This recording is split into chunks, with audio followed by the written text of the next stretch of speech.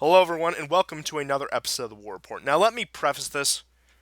Of course, we're going to be discussing the elephant in the room, the good old uh, international plague. But I promise you, we will not be too meticulous about this. We will not dedicate every second of the show to this. And more of what we're going to do with this is we're going to more so analyze the impact of it on international relations, internal politics of countries, and geopolitics as a whole. We'll get into that, especially when we discuss the Russian aid package to Italy. But unfortunately, we have news out of Syria. They have contracted their first coronavirus. Now, we may be in luck because it could be in Idlib. Let's it could be the God, thing that let it be a rebel. routes the Turks. Erdogan's voice sent home because oh yeah, it's just the flu. We have to abandon our years long Syrian operation over a mild flu outbreak. Oh boy, there's still people pushing that narrative, but let's get up our maps for Syria. Now, international attention, as I said, has been pretty much almost entirely focused on this global pandemic, and not for unfounded reasons, as we'll get into.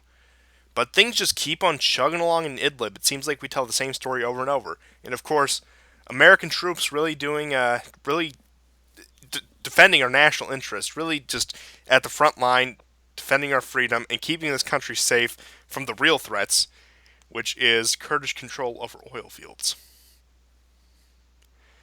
But Yes. Now, if I'm not mistaken, wasn't what is it, the Syrian Free Democratic Party, like, our army released some ISIS members, a few dozen? yeah, I think that happened something like that. today. Uh, you get a lot of stories out of Like, that, but why? yeah, I mean, we all know why, but well, Yes, we'll we, leave we know why. we'll Go leave the audience to speculate on that one. ahead. Oh, it Yes. looks like they decided to join the Free Syrian Army and HTS. Wow, it turns Well, out they were de-radicalized. They joined the moderate rebels, guys. This is great news. yeah, it was CIA de-radicalization training that saved the day. Yeah, that's amazing. Yeah, here's how the Free Syrian Army can still win. I made that joke last week, but it's worth repeating, definitely. Yeah, but you can't see the map right now, but I'm sure you've looked at it periodically. You've seen the updates, but that big chunk of green in northwestern Syria is now just a sliver along the Turkish border. You're Yeah, you're seeing constant strikes by both Russia and Syria. You're seeing Turkey has pretty much given up on it now. Of course, they have their troops, they have their proxy groups there, but ultimately, what are they doing? It they're running away with the tail between their legs, and that's a common theme you'll see throughout this episode as we get into Libya, which we'll get into in a couple minutes. But I think, honestly, with the international attention on something admittedly much more important, as I said, they've really taken the opportunity to go in full force because at this point, look, I know we'll get into some stuff with Iraq and Iran, but are the American people going to tolerate a even a 2018 level response to a crisis in Syria with everything happening right now? Does Trump have the political capital to send more cruise missiles at some airfields and some facilities, even just a one-off strike? I don't think so. yeah. I don't see it either. I think people are consumed with coronavirus right now. I think the fear is only going to grow as we see countries like Britain and America whose death rates will increase in the coming next 2 weeks. Um, Italy's is still fairly high. I think there's a bit of a rounding off, so I don't see the U.S. making any strong strategic moves for geopolitical ends at the moment, and definitely not in Syria. Um, Talks are still ongoing about reducing even the number of troops in Syria, let alone Iraq, We know last week three American bases in Iraq were closed. So, um, and this was basically because they were attacked. They have been repeatedly attacked by missiles, and and America is just not willing to risk any lives being lost there. Primarily because, and we've talked about it many times on the show, is that just doesn't have any play in the U.S. broadly speaking. You'll always find some idiots in the Fox News comment section saying we're going to glass them. We're going to. It's like no, it's never going to happen. Like just shut up. we, you know, why are they even there now? I mean, we all know why, but a lot of Americans are, of course, always asking, you know, why are we there? So. In any case, yeah. So Syria has been relatively calm, as much as Syria can be calm. Another vehicle was attacked. I don't know about casualties with a roadside bomb. This time in southern Idlib instead of further north towards Afrin. Uh, and so these ongoing clashes between jihadi groups that Turkey used to fund, probably still funds, they are being attacked by them because I think they feel like Turkey capitulated, that Turkey should have stepped up the war and, pushed back the Syrians and the Russians and, had gone all the way to Aleppo. But I don't think they realize that Turkey doesn't have that kind of strength. It's not signed up for that kind of agreement, and it's certainly not going to get the help from NATO either. Um, Furthermore, I think alliances are shifting in Europe, especially with Britain leaving the EU.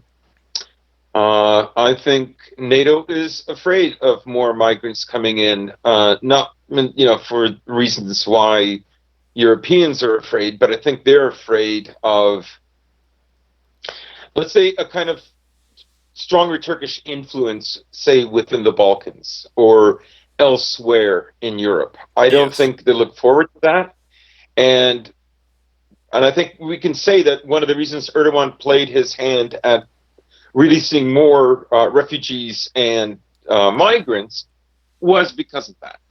It was a kind of frustrated retaliation, and you saw that the response was vastly different than it was in 2015. Yeah, and as you were saying, any illusion of European unity that was left has been broken this week by some of the more recent moves. But I mean, I could see actually with the virus, if it reaches Syria, it playing out a couple ways. If it breaks out in Idlib, we could very well see that it completely destroys what little morale is left of the quote unquote moderate rebels in Idlib. And also, if it does break out there, uh, we might finally admit that it's a biological weapon gone loose because Assad weaponized it and used it against his own people. That's right. That's right. Assad is dropping COVID-19. He's dropping kung flu bombs on Idlib. I can't believe it. Yeah, that might be the one. I think that would be even so ridiculous. Not even the media could run with it. I don't know. I mean they've done dumber. But yeah, I could see that just I could possibly see that just topping all of this off just to add to the absolute dumpster fire. But so far, again, not even the kung flu, Cantonese cough, whatever you want to call it, can stop Yeah. the SAA from retaking Idlib. But moving on to that, I suppose we'll cover the news with Iraq and Iran. So as we said last couple weeks, there were some skirmishes between Iranian-backed Iraqi Shia militias and American British forces, which led to the closure of 3 American bases. Well, now with our priorities straight, definitely looking out for our people and our national interests, and really trying to lock down the border and keep this disease from spreading within our own country. The most logical solution to that is to send a second carrier group to the Persian Gulf to counter Yeah. Iranian aggression. Iran, because we all know the Iranians right now, this current state that they're in, they're at the peak level they could ever be to wage a war. Completely ready, Yeah. not any crisis going on there, nothing that would inhibit their ability to wage a war or even support their proxy groups. Iran, peak condition. Nothing there is affecting them except that global pandemic. Right. And also, the nine new sanctions on individuals and entities within Iran are being introduced this week. So, uh, Trump's relentless pressure, despite what he says at the pressers that I'm sending aid to Venezuela and Iran, like how by introducing more sanctions, like it's ridiculous. Like the sanctions on Venezuela are literally stopping them from being able to buy medical aid. Like these are he's losing all these optic wars, and I think people are baffled that he thinks like he's going to jumpstart the economy on Easter Sunday, like of all days. I mean, you could argue like, is there anything more American than that? But like, you couldn't wait till the Sunday after, or a few days after, because let's be honest, lots of people only go to church on Easter and Christmas, and I don't think necessarily that's a very good message. I mean, I will forgive Trump if he does one thing during this. If he comes out Easter morning wearing an Easter bunny costume. Yeah, well, I would reconsider too.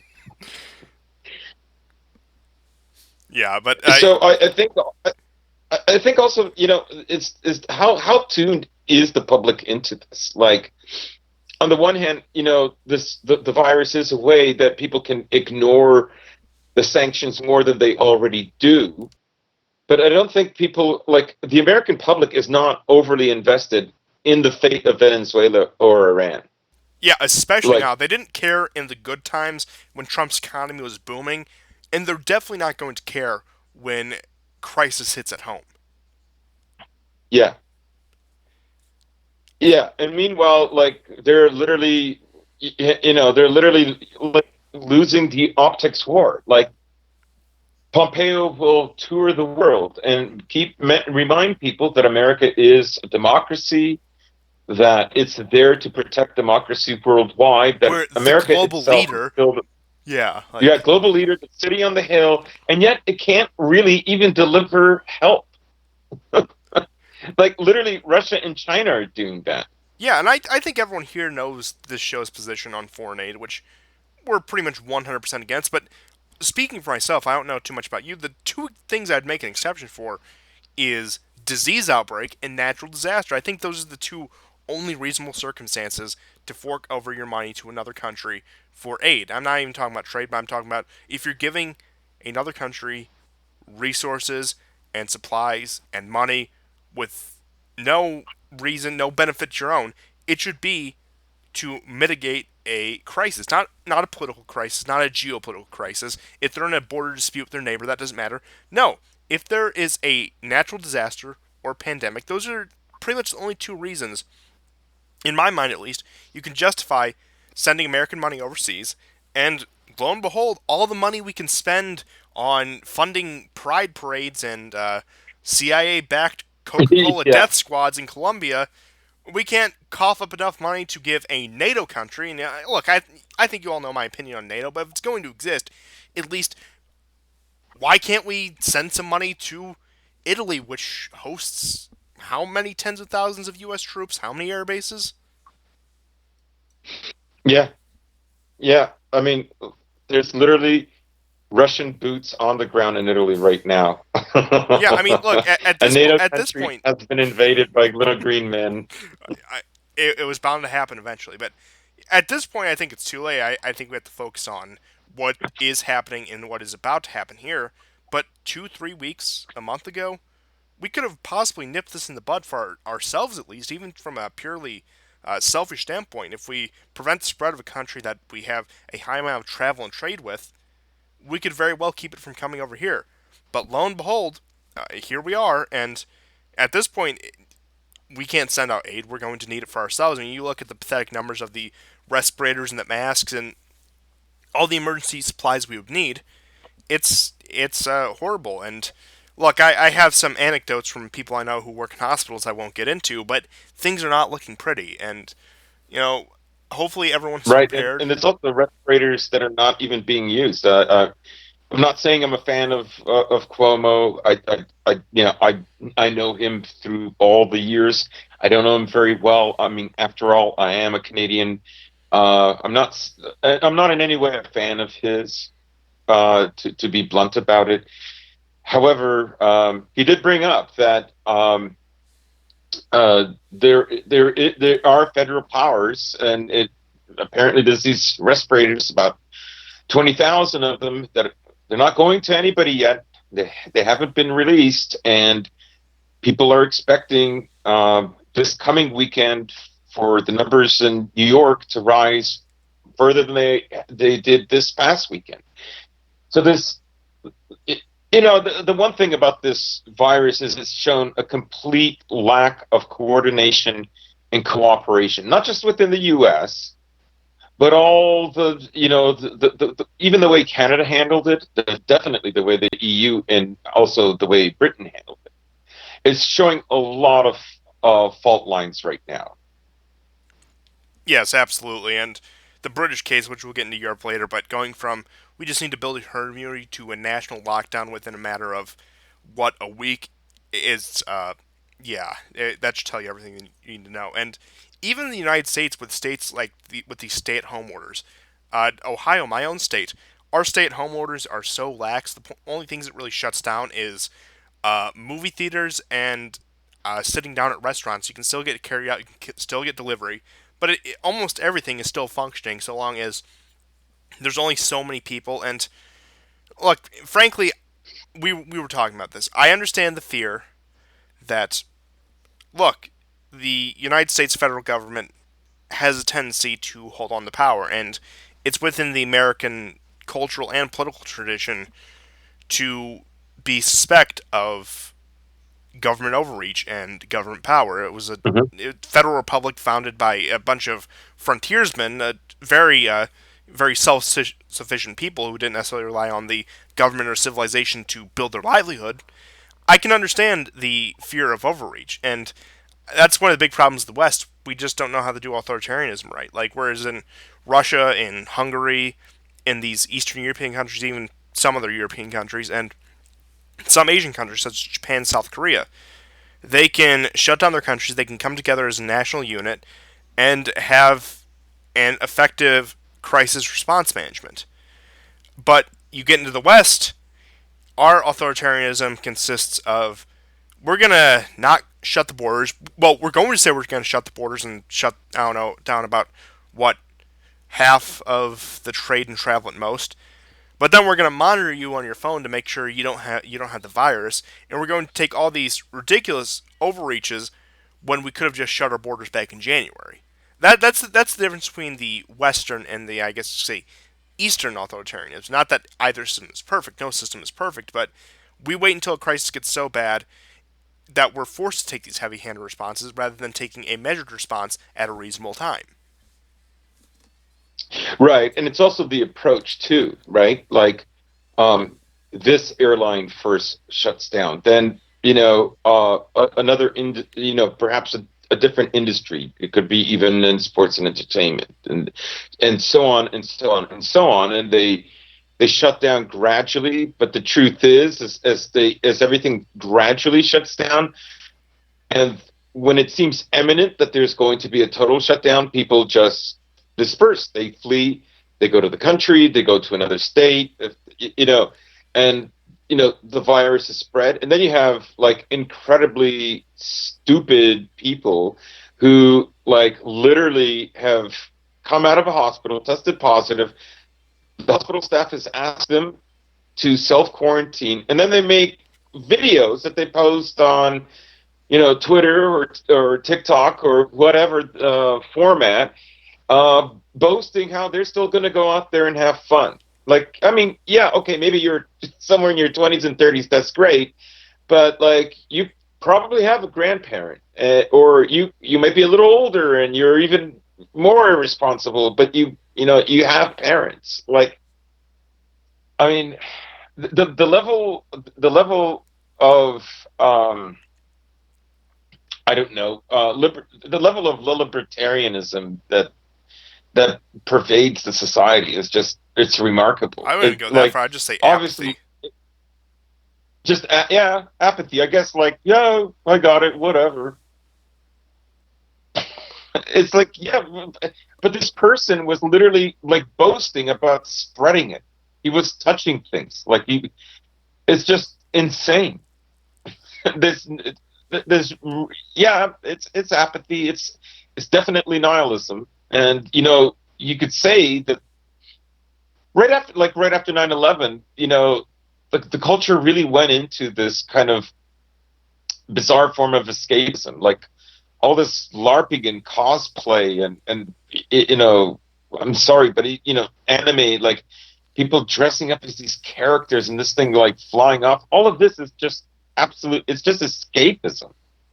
And so this is another expression of this kind of over individualized, atomized civilization, and it cannot take a crisis seriously. Yeah, absolutely. And I mean, you make a point about the escapism, where I mean, frankly, I think we're all guilty of it. It's like you look outside, you look at the world, and it's like, why? Why? And again, you made the point about after 9/11. Now, before we get too sidetracked, before we get into Europe, because we were originally talking about Iran and Iraq, I think we should finish off the Middle Oh Eastern yes, yeah, circuit. we have really wandered off. I Yes. mean, all relevant topics, but I think we should just finish off the Middle Eastern circuit by briefly Mhm. touching on Libya. Now, you were filling me in that Turkey had gotten completely, uh, completely. I don't even know what word to put it in. Embarrassed, outplayed by the most. Right. Yeah, continue. Yeah, so one of the things I began to wonder about is, who were the belligerents during the Libyan war? So, I mean, Libya, except for a few Russian mercenaries, was basically just on its own. And of course, we know Britain, France, America, Canada was a part of it, but Turkey was another member that was for killing or ousting Gaddafi. It didn't. There was very little or no military involvement, of course, in his murder. I'm sure they allowed the U.S. to use Incirlik and so on and so forth. They played um, a supportive role, probably more than on the scale of Canada, but nonetheless, they were on the other side. And one of the things I thought about, so like, why were they, against Gaddafi? Besides, maybe being faithful and loyal to NATO, and Qatar was also one of these countries that was for getting him removed. Saudi Arabia stayed out of it. Jordan, which isn't any kind of oil producer, I think that's the definition of a kind of a lackey state. But I wondered, so like, what level of oil trade did they were they unhappy about? But one of the things that Gaddafi wanted to do was to start shipping oil through the Suez Canal, because of course there was that, it was the Arab Spring, and Egypt had a new leader, and they were willing to work with that, and that was one of the things that they wanted to cut.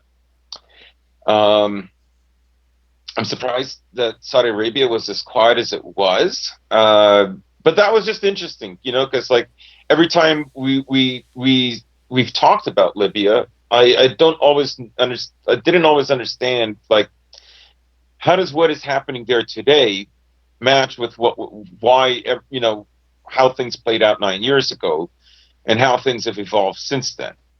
And of course, there's countries now that are at odds, who were once all on the same side uh, back in 2011. So Turkey was at least on the side of countries that did not want Libya to be able to export its oil through the Suez Canal, and would probably end up going to China or whatever country was going to buy the oil uh, east of Saudi Arabia. So that's an interesting thing, and I guess that Turkey more or less is still on that side, so to speak. I have no idea at the moment where Libya's oil is going or where it's not going, but I doubt it's going through the Suez Canal. Yeah, I severely doubt that. But it definitely Yeah, and is the interesting. Uh, right, and we've got more Turkish-backed fighters that have left Syria who have been neutralized, who've been killed in Libya. That war, to me, seems to be developing more and more like the war in Yemen.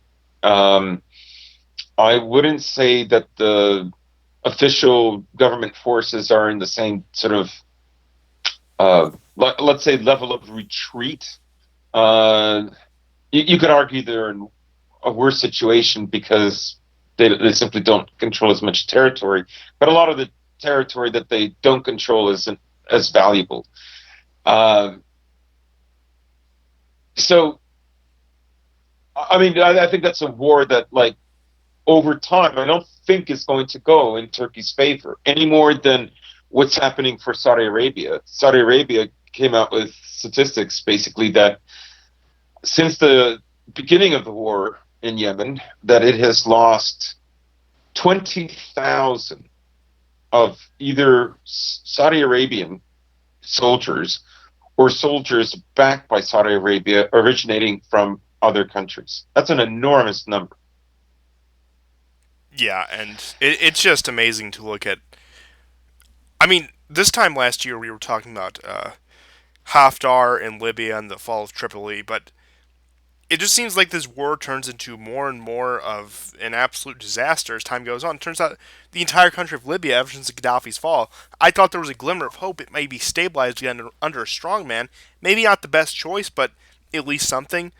But it seems as time goes on, Libya just seems to stagnate more and more. And I honestly, like, as much as a absolute disaster zone Syria is with all the different factions involved, you can at least make clear what's going on and what likely outcomes are for certain events. Even the same case in Yemen. But you look at Libya, it it, it looks like the Arabic and the other writing. It looks like I'm trying to read that when talking about anything about Libya. It's completely incomprehensible to me. Mhm. Which I mean, it's Yeah, actually been exactly a month since we last talked about it. So that shows the level of clarity about what's really going on in there. yeah, and so I wonder about this investment of Turkey's. Yeah, it it's really quite something. In a way that it seems like, I mean, that Erdogan is setting up Turkey for like a real fall. Like it's not. This isn't going to work out that well. And there's only so much sugarcoating you can do. Yeah, I don't know how he hasn't burned any credibility at all. And I don't know when the next Turkish elections are or how legitimate they would be, but I have a hard time believing this man hasn't burned up any even hardcore national support he has had. I mean, you have that, and then you have the more Islamist factions who generally support him, thinking he hasn't gone far enough, especially in Syria. You have the secularists who got in that actual fight in the parliament. So, I mean, Erdogan, who I thought was one of the strongest contenders for a secondary power just as recently as a few months ago, has completely squandered all of that just in the beginning of this year. Hmm. Uh, I, I, I mean, Yeah, I mean, Turks, by all measures, are they're an immensely proud people, right? And they don't like to look like they're on the losing end. I think they will only tolerate so much.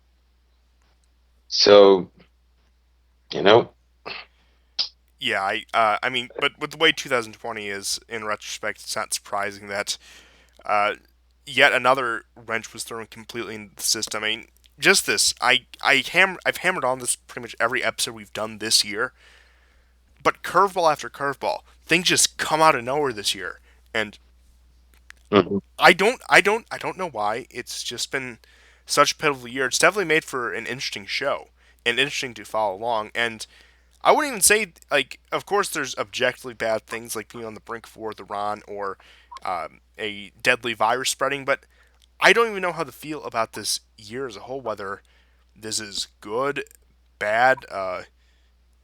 I mean, it's probably somewhere in between, but I just the way these things will play out. There's just so many uncertainties, and it honestly, as fun it is to do this, it kind of also makes this pretty hard. Mhm. But I suppose with that, we should move into something with a little bit more certainty, which is Europe and Russia coming to the rescue, which I think I just came up with the episode title right there. And now we all know that the coronavirus, the COVID 19 disease, the Wu flu, the Cantonese cough, the Kung flu, whatever you want to call it, any of the various names that have been tossed around for this, has been ravaging the world, most recently Europe and the United States. Now, the most affected European country to this point has been Italy. Now, there's a multitude of different factors concerning the fact it broke out in northern Italy, where I believe there's quite a bit of, not if not Chinese owned, Chinese invested in industry. So you have a lot of Chinese nationals traveling. Of course, you have just the culture of the people who, uh, they're very touchy feely people. They kiss each other on the cheeks. A very typical of Southern European culture. So makes human to human contact even it's more susceptible even to human contact. So that would also help to explain the spread, and also the reaction of the medical industry, which by no means is anything to laugh at, but it's also the Italian state, which isn't necessarily known for its uh, peak organization or crisis management, and that on top of all the economic and social issues in the country, which made it a perfect storm for something like this to happen here. Now, after it's been 3 weeks since the major outbreak, since the lockdowns. Yeah, about 3 weeks. No European Union aid, no United States aid, a little bit of Chinese aid. Russia has sent so far a total of 14 planes full of aid, including military doctors, military personnel. As you were saying, the first time Russian troops have entered NATO soil, it's the little green men are striking again. But they were Yeah, and Poland didn't take any chances, so they refused to allow Russian planes with quote unquote aid to fly over Polish airspace. I was just about to say that. So that they had to cut down from I'm southern Russia through sorry. Crimea into the Balkans to ride to Italy. And I think we're seeing one of the things we've speculated about on the show for a long time. I think we're seeing the Med-Slav alliance come to fruition. Now, the only thing that Yeah, would confirm this is that they send a similar amount of aid to Spain, which is currently struggling with the beginning of its own outbreak. But in all seriousness, when no other country besides China, to a very small degree, decide to help them. Countries that are their so-called allies, that they're part of unions and treaties and friends with supposedly, the boogeyman of Europe, the boogeyman of the world stage, comes in and at least tries to alleviate their suffering.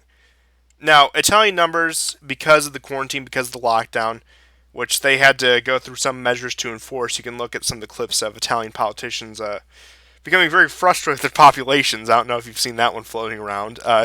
Pretty pretty entertaining. Is entertaining as something like this can be in that context, but the numbers are finally starting to stabilize at least, and that's a few days after Russian aid arrives. Now, of course, I'm not crediting the Russians for this, but just with mental association, Russia arrives, the numbers start to go down.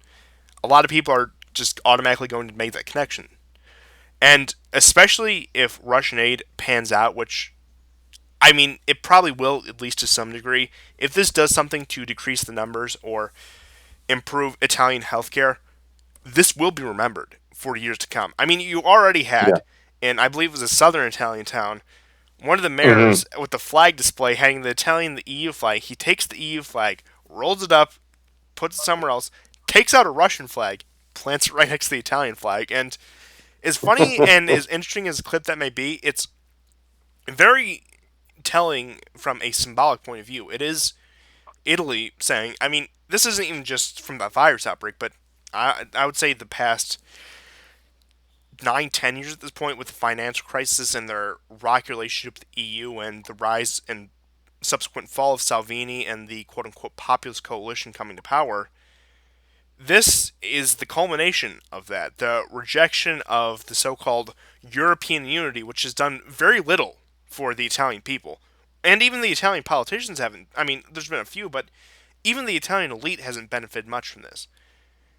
And Russia actually coming to their aid, and of course Germany has to make up for it. Of course, we'll help our allies only after the Russians move a step in trying to curb the influence. And we've seen already, you were telling me, them saying Russian misinformation campaigns are spreading about the virus.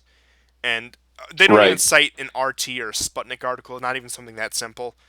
But I can almost guarantee you they're going to take that step further and say within the next 3, 4 weeks, how Russia is exploding the global pandemic to expand their sphere of influence. Yeah. Exactly. Exactly. It. I mean, ultimately, all this whining, all this kvetching is about why can't Russia just be an insignificant state? Why can't it be like one of these little statelets east of Germany? Why does it why does it like have to have this power and influence? Often under with much less resources and so on and so on. And that's all what this fetching is about. It's like you've literally had months to deal with this. You've had months to prepare for it. You're not like you can't say on one hand we don't believe the Chinese government is telling the truth about the numbers. Early on, like I heard that in mainstream media, both in Europe and in America. That was the speculation that got floated around, and at the same time, say, well, they didn't really tell us how bad it was. Well, I mean, if you suspect that it's worse than what China is saying it is, why aren't you reacting? And of course, it's kind of like, well, it's in liberal societies, the old trope that there's always a tyrant just waiting to take over and control everything that you see, read, and so on and so on, and where you gather and all of that. But when there's a crisis, there isn't really a solution, and the emphasis will be again on the market. So they don't act quickly because well, that could be perceived as racism, or this they're just basically woefully unprepared for it. And yes, so Russia is going to be this will just be a new way of targeting Russia, and Russia is the boogeyman. And this was no small amount of aid that Russia has sent. They have sent over 100 viral experts. They have these were 14 IL-76 military Yeah, aircraft. they're sending military doctors. These are like some of the, and knowing the function of the Russian state, these are some of the top doctors in the Russian nation. Mm-hmm. There's tons, test kits, masks in the tons. These mobile trucks, they have really gone out, and you can't call Russia a gas station, and you do nothing. And I think there's something else that this dynamic that's been forming over the week that is also showing. And it's not just the way, our societies are inherently incapable of dealing with crises or dealing with them too slowly. And that is, while say for instance Boris Johnson was suggesting herd immunity, and they would do nothing. They would like literally up Trump on doing nothing. At the same time, they didn't send any relevant amount of help to Italy. Very little. Many of the countries in the EU, none. I don't know anything that America has sent over. And America's position about 3-4 weeks ago was more or less the same. Even last week, their positions what to do with in their own country had changed, however. And this brings up the point that I wanted to make, and that is probably the reason they didn't send any help is because deep down inside they weren't sure about their position about doing nothing and what they were going to do if and when the numbers started rising. And so they used basically Italy like a guinea pig. As soon as the numbers started going up, that's when they changed their policies. And that's why they knew they couldn't afford to send respirators, masks, even masks. And that's really pathetic. And Yeah. Germany is also another country that's guilty of this. And now when Russia sends this, they feel slighted. They're wounded by it. It really is pathetic. And I just want to backtrack, just going on what you said about the China stuff. Now, look, I am not here to run cover for China. We have our opinions. We don't go along with the budding neoconservative narrative that they're on some quest for global domination. Looking to expand their sphere of influence, yes. Somewhat of a threat to the U.S., yes, especially economically with trade. But they're not this like globalist expansionist power that wants to overtake the world and institute Han communism on everyone or whatever. But when Western politicians say China isn't being honest with the numbers, there's truth to that. There's truth to that the fact that China hasn't been upfront and honest with us. But with what we know about the Chinese, with everything we know, is that really a surprise that they are a secretive society with a lockdown of information, something we've been told for decades at this point? And the Russians, what you could relatively call an ally of China, they probably didn't get much more information than us, maybe a little more. They had the common sense to shut down land travel and eventually shut down flights. Uh, you're telling me that the West, who has been so skeptical of China for years, definitely didn't have the foresight to see China might not be being upfront and honest. Maybe we shouldn't take them at their word. Maybe we should be a little bit more proactive about this.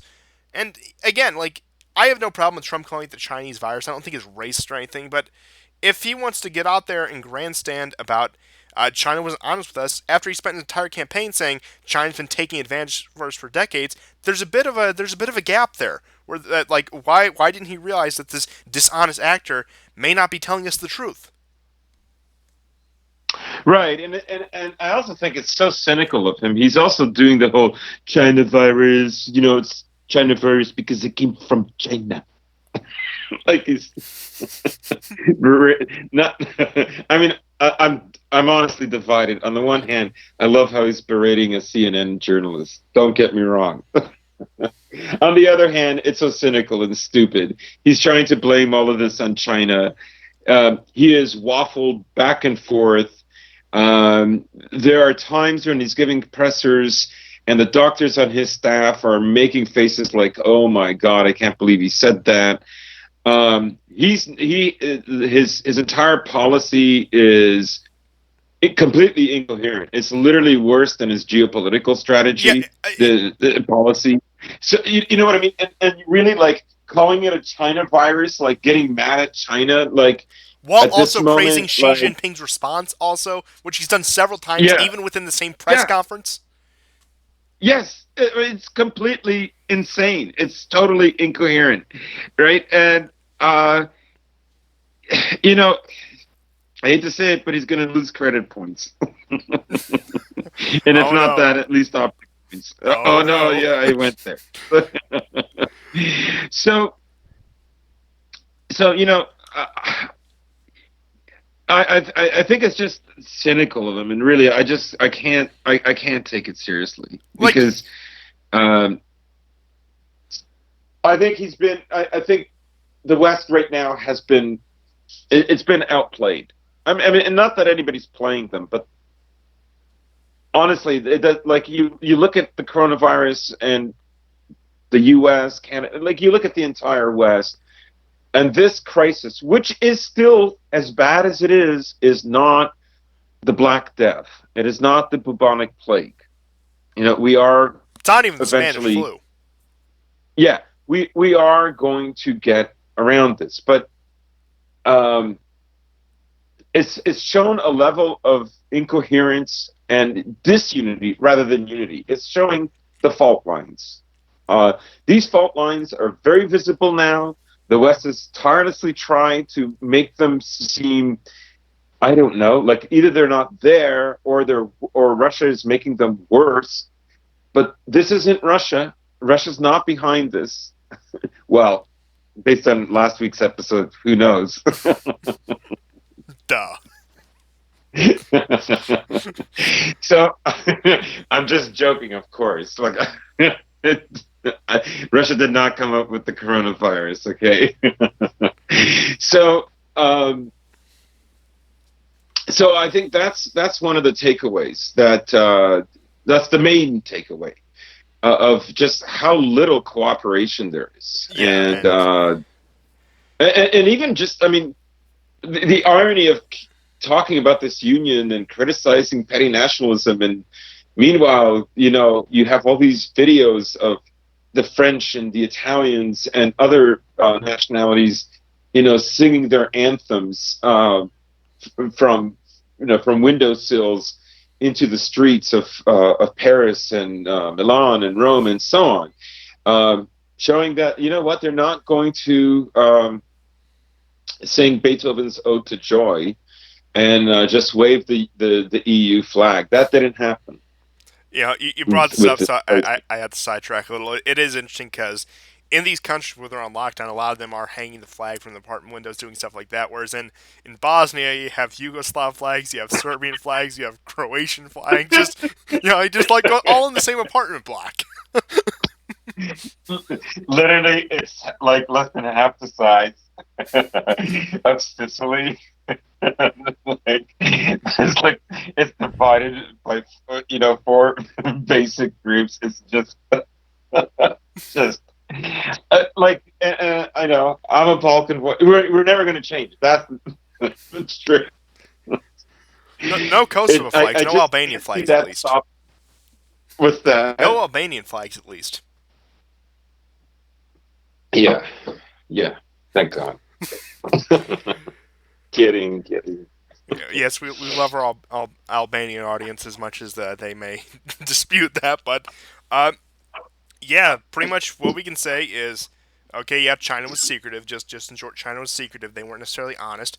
Maybe their practices, maybe their security wasn't best, especially if this thing leaked from a lab.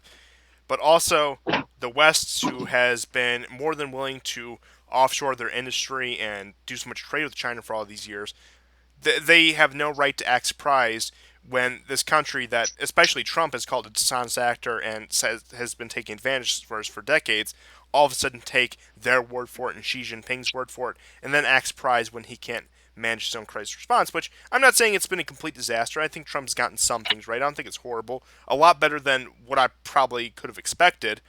But at the end of the day, it's like, yeah, look, blame China all you want. It's the fault. Who allowed them to do this is the question. Hmm. Hmm. But You could also argue that there's there's there's there's almost as much division in the U.S. as there is in the EU. And that's part of the incoherence is the inability to say we're doing this. You know, this is an extraordinary time. You're saying it's extraordinary. Well, we're going to stop flights. And I remember all his detractors when he suggested that, and they said that that was racist, and it doesn't matter anyways. Travel doesn't matter, and of course it does. Of course it does, because it buys you time. We all know it'll spread eventually, but the whole point is not to overburden your healthcare system. yeah, the point is like, okay, if you get a few thousand cases and You have nobody else coming in, nobody else able to infect them, keeping them quarantined. For example, Russia has a few hundred cases, but they've kept them quarantined. They've actually more recently implemented public gathering restrictions, which, again, they're doing that as a proactive way. They don't really need to do it at this point, but they've kept their people quarantined. They've kept them under monitoring. They've shut down travel and trade with China temporarily. And it seems like they got a grip on the crisis. Same with Poland and same with Hungary, in which case good old Viktor Orban is using this crisis. At least people are expecting him to enact his emergency powers. Let me pull up what they think he's going to try to do. Now, this was from some Euro-liberal journalists, so don't take it too seriously, but just what it said is the Hungarian justice minister allegedly said a state of emergency until the end of the year, rule by decree, parliament suspended, no snap elections, referendum, and punishing the spread of rumors about the virus with up to 5 years in prison. Now, in most cases, that would probably be a fine or some other minor punishment, but I imagine that would apply more to public officials and people in positions of power and authority who have the ability to come out and say these things and inform the public, as opposed to your average person. Because, again, Hungary, look, I'm not saying no country is perfect, as I keep hammering the point, but they're not a Western liberal country where some Twitter guy who got a wrong prediction, he isn't going to jail for 5 years. For example, if the health minister were to come out and say, oh, it's no big deal, and it turns out it is a big deal, his head's probably going to be on the chopping block. Figuratively, of course, would never endorse violence. Wow, it feels like it's Germany. Yeah, it's like, what if Orban intentionally brought the virus in this country so he could? This is like the Reichstag fire, guys. He's like the next Hortler. It's just awful. Yeah, I mean, they've all praised China that they handled it the right way. He does something that's a little extraordinary, and oh my God, like, well, what is Hungary going to do? Take over Europe? But can you chill out, please? Are you underestimating the Magyar hordes? Look, I'm pretty sure they're good on horseback. Remember last time a bunch of people on horseback came to Europe? Oh yeah, it's traumatic. It's literally in our DNA. Literally.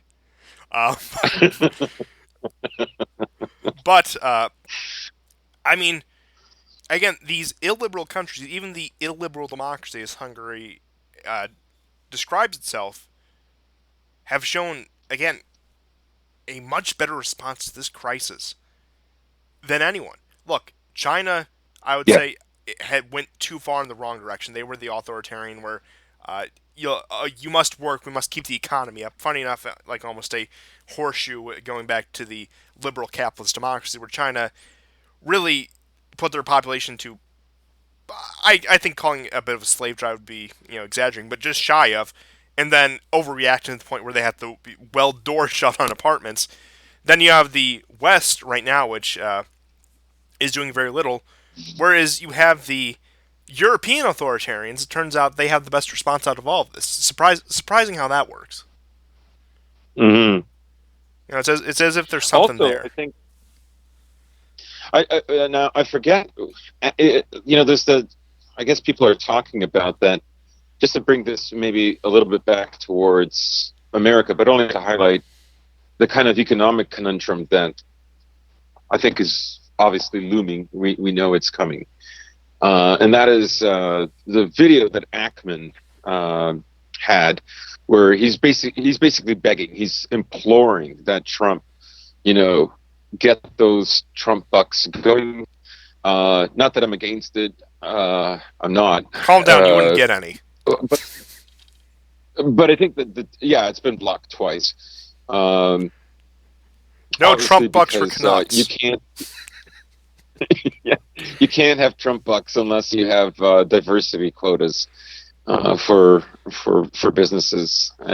It's really. Anyways, I think that will be the Democrats in the back unless this goes through. So Ackman sounded. I mean, he frankly sounded scared. I think.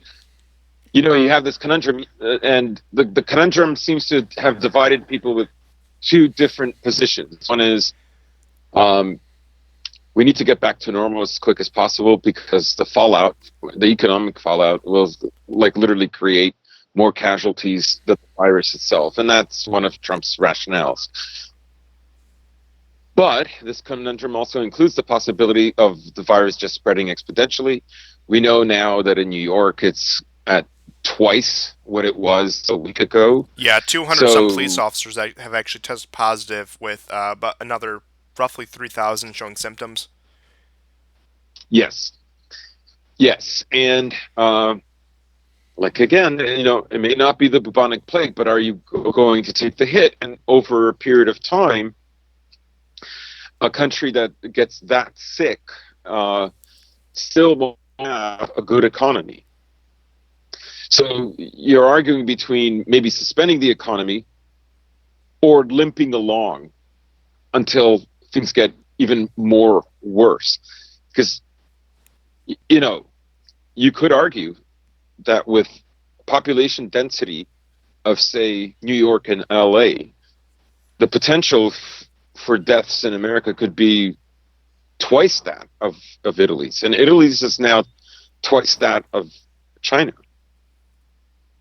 Yeah, and So it's just something to consider, because I know I've noticed that there's these arguments about which way to go, and you can see that like basically the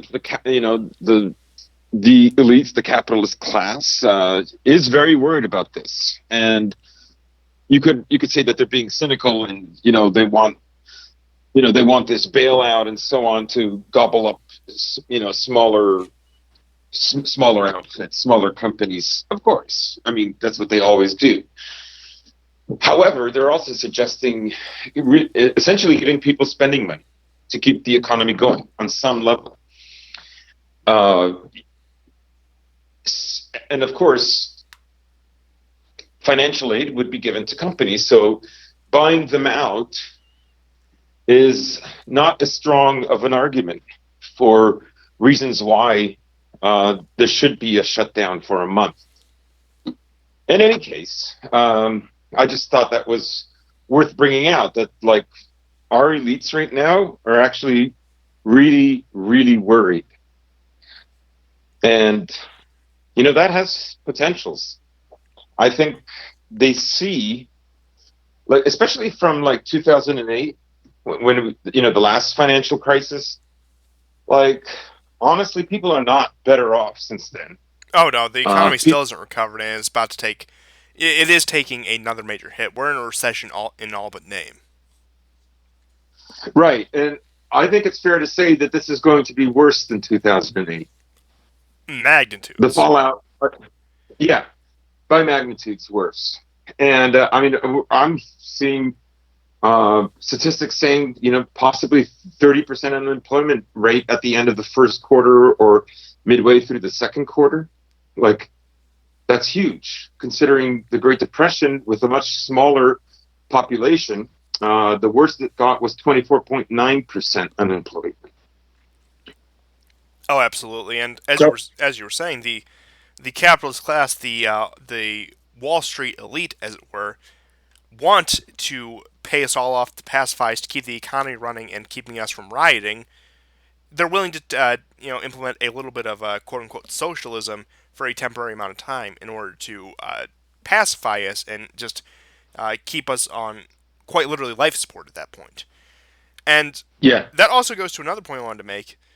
I'm sure you all recall the some of the uh, what is documentaries they've done, like with the doomsday bunkers. Like these rich people, they have these bunkers out in the middle of nowhere, like Nevada, Idaho, Wyoming, right in the middle of the mountains, where you need yeah, hundreds of thousands of dollars even to get like a little shanty shack in one of these like old abandoned missile silos they've turned into it. Well, it turns out, if you believe like some of the flight records, now of course private jets are harder to track. You've been seeing quite a few what we believe to be private jets flying to these locations in the middle of nowhere hmm in Idaho and Nevada and Wyoming and Montana.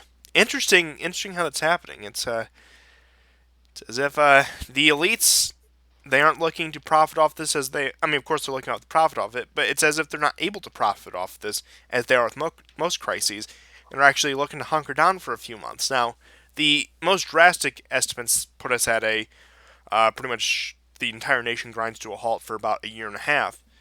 The more conservative ones, the most conservative ones, is a few weeks to a month. Now, I think it's probably going to be somewhere in between. I could see this going on about 3 or 4 months based on the numbers we've seen in South Korea and the official numbers we've seen on China and even the numbers we've seen out of Japan. It could, I would say, yeah, we're looking at probably 3 or 4 months. Now, that's just a completely unprofessional estimation, so don't take my word for it. But it is interesting that they're trying to flee to these bunkers, and what actually, where my mind went, this should tell you a lot about me, is you know what would top this all off? You know what would top all this chaos off in this year? If we thought Yellowstone was about to erupt. Not even if it did, but just scares, just like activity, like, oh, Yellowstone's acting up. Yes. I mean, look. On top of that, you have the plague, you have the locusts outbreaks, you had the brink of war with Iran. What is? I think I'm going to be insane by the end of this year. I think this show will just be more incoherent babbling than it already is by December 2020. If we're even still on, if YouTube even exists at that point, who knows how bad this thing's gonna get? Now, in all reality, I don't think it's going to be that bad. They're going to keep the utilities and the internet on because that is the last line of defense they have against us from going insane. If we can all just sit at home and use our computers and watch TV, and at that point, they'd probably have to financially subsidize that, which I think it's inevitable at this point. I think they're just kicking the can down the road with, we'll do a tax rebate, we'll do a one-time payment. They're just kicking the can down the road rather than giving every adult or every household and X amount of money for as long as this crisis lasts. It's going to come to that eventually. It's whether we do it the easy way or the hard way. That's my take on it, at least. Mm-hmm. Mm-hmm. Yeah. So this is, I think. I mean, we talk about how day-to-day life is going to change dramatically, but I think politics is going to change dramatically after this, and we can't even say definitively in what way, primarily because in a sense this thing is still in its very early stages. I would say it's too early to tell where Russia is going to stand in this, where Eastern Europe is going to stand in this. Like, literally give it a month and the news could be very different. Russia storms into Ukraine. That's not what I was thinking. Yeah. But, Also, speaking of which, Ukraine is Ukraine's on the brink of an outbreak. I mean, I don't want to cover that since it hasn't happened yet. But yeah, keep your eye there. It's probably going to hit them soon. Yes. Yes. So things are really in play right now.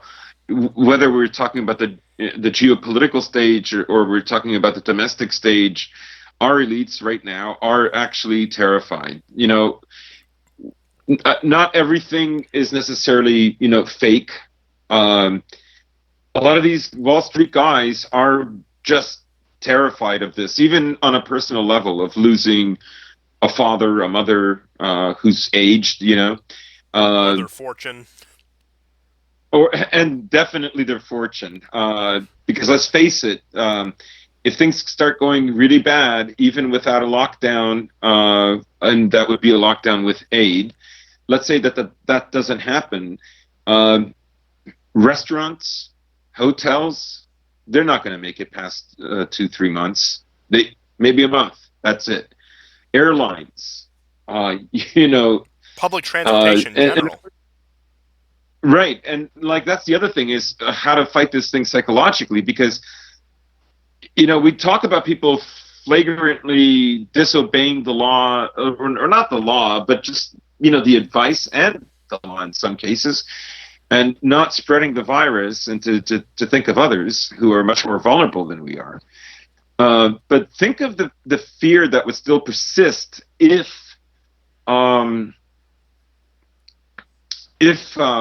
business went back to normal too soon. I would wager that there would still be a lingering feeling that things are still not right, and people will be hesitant. I mean, there's There's people out there that are literally not going to come out of their house. They're terrified. I can tell you personally, I work with some people who literally have just said, I'm not showing up to work. Yeah, I need a week I've off. hardly They left the house. are, There's been a few times, but I've mostly been at home. yes. There are people out there who are absolutely spooked by this. The one person I'm talking about, she's a mother of two. They're very little children, and the grandparents live with them. I can understand. Well, you probably scared her half to death by telling her about Oreo the panda. I know I should never have done those stupid jokes, but that was a month ago. I'm just as bad as Blump on this, but I am taking it much more seriously than it did then. I mean, at that time, Canada didn't even have one person who had died. Anyways, I'm just making excuses. You're right. But that should have been a wake-up call to everyone. Yes. Y'all think we're safe? People would literally go, "Who's Oreo?" And I go, "Our panda." Anyways, I've been off Twitter, but I can't stop the trolling. It's just terrible. Anyhow. So we have to consider consumer confidence, and there has to be a certain amount of education. Like the reason why they're suggesting taking a month off isn't. I mean, part of it is so you don't overburden a country's healthcare system, and you have to think, like a lot of people, just the way China initially didn't have a clampdown, but they said they would, and people there's estimates, again, according to Ackman, 5 million people left Hubei province and went everywhere, including Europe and including North America. And a similar kind of thing has already begun to develop in New York. People started to get a sense that they're going to clamp down. It's going to get more severe, and their intuition was right, and they're off. They've gone to the country, and a lot of, the healthcare system in some small towns can't handle it, and it's going to overburden them. So it's a very precarious time, but you have to think about what is the confidence going to be if you just say it's okay because you say it's okay, and at the same time, what do you do when you don't when the public isn't educated about how a pandemic spreads and why it spreads exponentially so fast? So anyhow, I think we're overlooking one very important thing, and I think we'll end the show with this topic. The biggest crisis that this has caused? I don't know, but does it not? It's not caused any crisis for gamers, though. Oh, I mean, they're trying to keep us gamers down, but that's not even what I'm talking about. This is much bigger, much more exponential. Yeah. One of the oldest plagues in human history: anti-Semitism. Oh yes, that's right. You can't help it. People are going to look at this time and they're going to compare it to 2008. They're going to say, who got bailed? We mean banking. Yeah, but the ADL, SPLC, they were all putting out...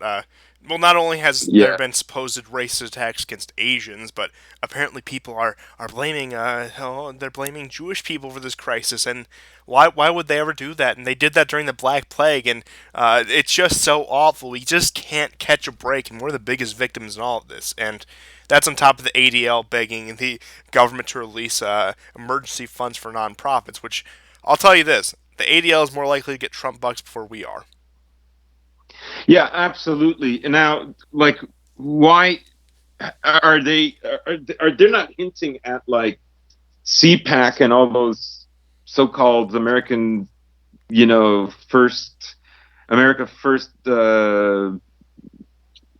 conventions that they had back in late February, because this thing partly spread through APAC, and it partly spread through dual citizens and Israelis that had come to attend, which is ultimately it's American patriotism, but it's American and Israeli patriotism. So that's one of the hot spots that not just Seattle. So I don't know if, like I say, I'm not on Twitter, so I don't know exactly what they're referring to. But yeah, I don't have any input on it.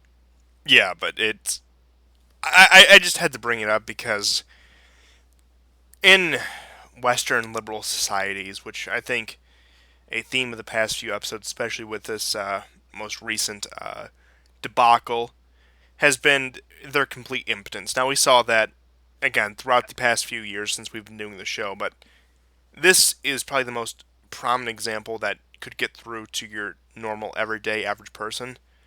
The fact that not only with the anti-Semitism thing, but people are being racist against Asian things, that even a time like this, they cannot cease the narrative about Right.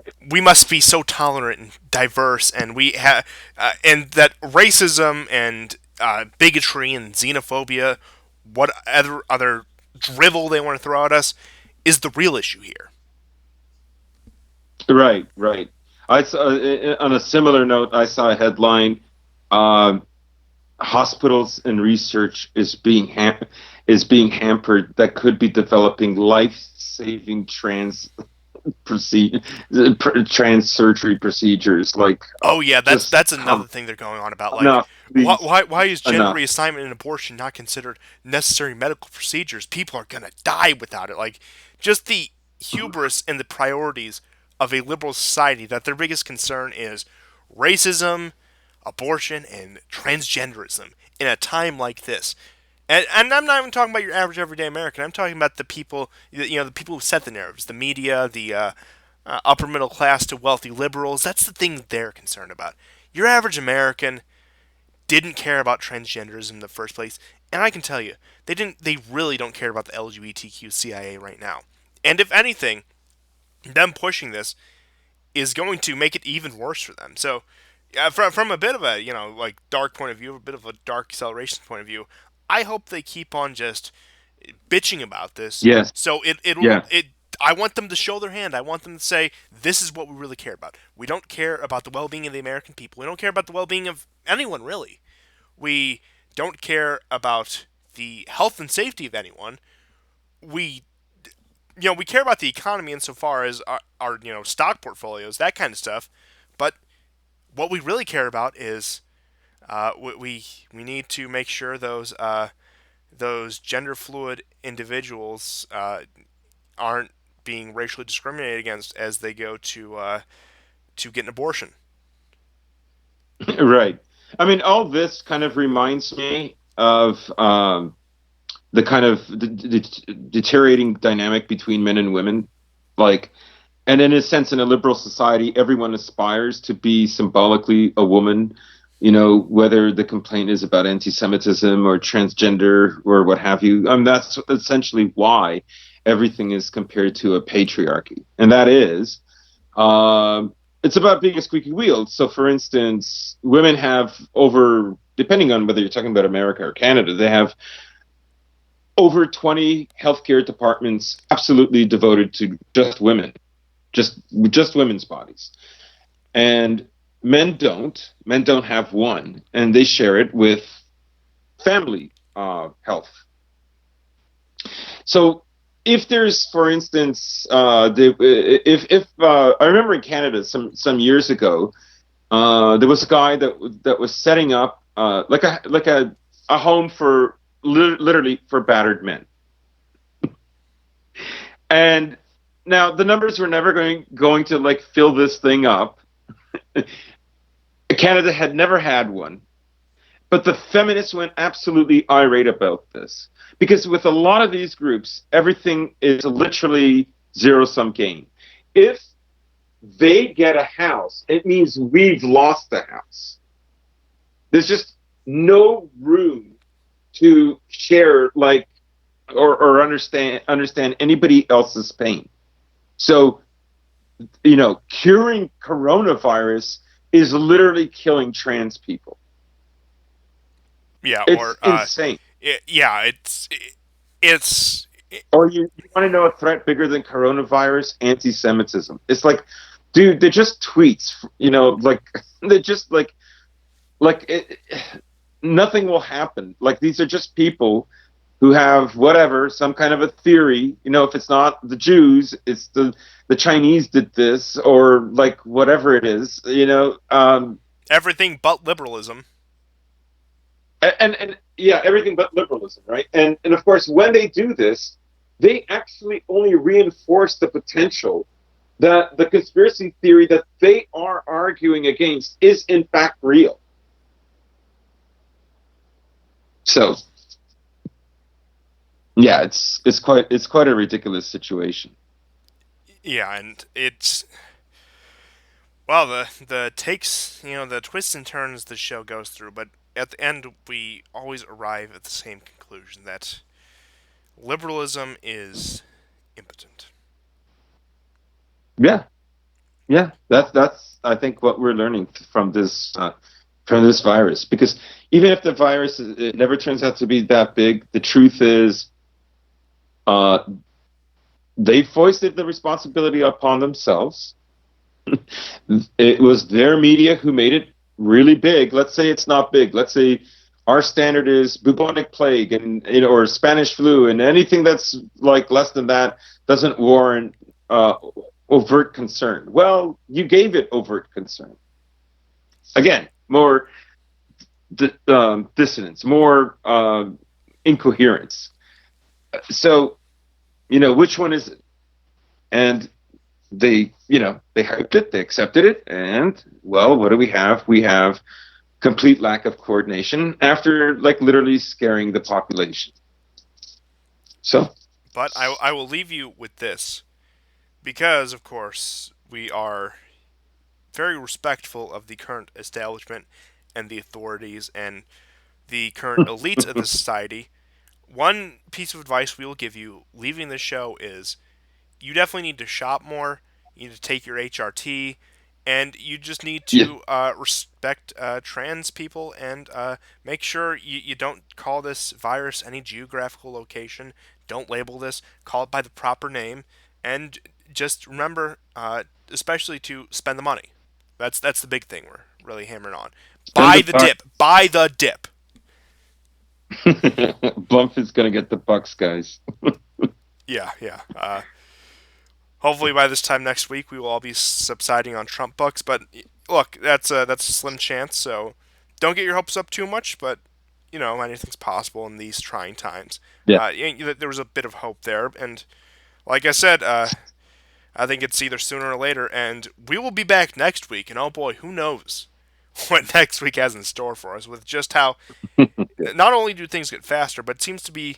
You want to talk about exponential growth? Let's talk about the madness that this has caused, not only for the world at large, but for this show in particular. Yes. But yeah, but stay safe, guys. Like, try to like do more than try. Uh, it has to be contained. Think of like all the people in your life that are much older that are really susceptible to this that you love, and you don't want them to come down with this. You don't even want to come down for this. Even if you're a young, healthy person, it's Yeah. based on first-hand reports, it is absolute hell to go through. Yes. But with that, just remember we don't want to get to Italian levels where the mayor is threatening to send the police with a flamethrower. So uh, just just don't go outside. I mean, you should have gone grocery shopping already. Just stay home. That's what we all do anyway. Like, come on, come on. But uh, if we are forced to stay home, we will do the show more often. We will be sure to just entertain you throughout the quarantine, which I hope we're doing right now. But I hope to do more in the future. So thank you everyone for tuning in, and goodbye. Thank you.